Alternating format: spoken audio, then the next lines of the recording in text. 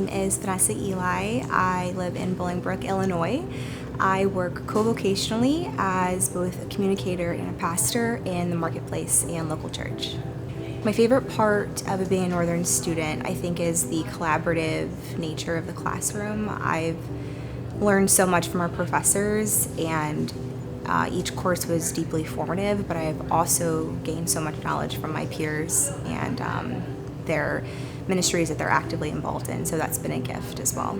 My biggest takeaway theologically has been just God's greater redemptive and active reconciliation that's taking part in our world today, and the invitation that is extended to all of us to participate in that. What I believe now that I didn't believe before is this greater call for unity across different denominations and expressions of God's church. And Northern really created this greater imagination for the way that we can be in dialogue across different backgrounds or perspectives of faith expression. And it's been a gift to be able to really develop that skill and see how that's done real life across the classroom, and then also practically within my ministry context. What I believe now that I didn't believe before is this greater call for unity across different expressions of God's church, different denominations, and really being able to develop that skill within the classroom, to study that, to learn about church history, and be able to be in active dialogue across different pastors in the classroom, but really be able to bring that into my ministry context has been a gift, and I believe I'm going to take that with wherever I go next. The thing I needed to let go of to grow is my own limitations, or I think lack of imagination for what God can really do through, one, theological education, but two, just through my calling in general. I really believe that the past 4 years have created this greater imagination for what ministry can look like for me practically, what it feels like authentically, and the different spaces that are being carved out for the church to really be a prophetic witness into, and the ways that I'm being called in different vocations to speak into that. And so I came into Northern with a more limited, or maybe just not as big of a breadth of knowledge of what all is possible with God's people and with God's church. And over the past 4 years, that's really been refined, and there's language that's been created for that, and I'm really just grateful.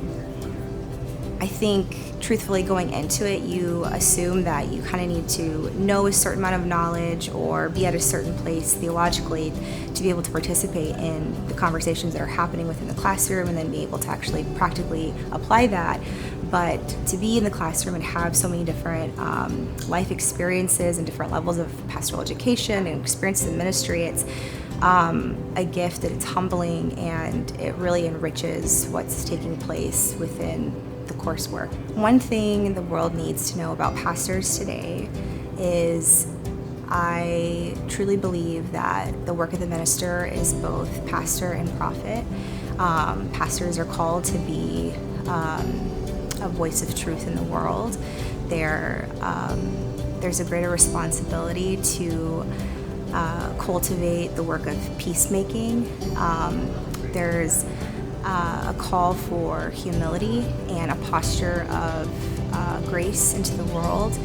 And I think one thing that really has been discovered for me personally is that work is really meant to be positioned everywhere, in the marketplace, within the local congregation, at a coffee shop, in your day-to-day, when you're packing up your kids' lunches in the morning. I truly believe the work of pastoring is so much greater than we necessarily hold that title to be in our culture, and it's this lived and it's this embodied experience of leading the church in all the various vocations that God has uniquely positioned the pastor to. I believe in Jesus because Jesus is the greatest display of love and redemption for this world. Jesus is the incarnate God, and throughout time, God has entered into our history asking us to follow him and to participate in this mission of redemption and reconciliation. And Jesus is the embodiment of that. The way that we follow Jesus and our allegiance to Jesus is so that we can actively participate in what God has done before, what he's done currently, and what God will do in the future.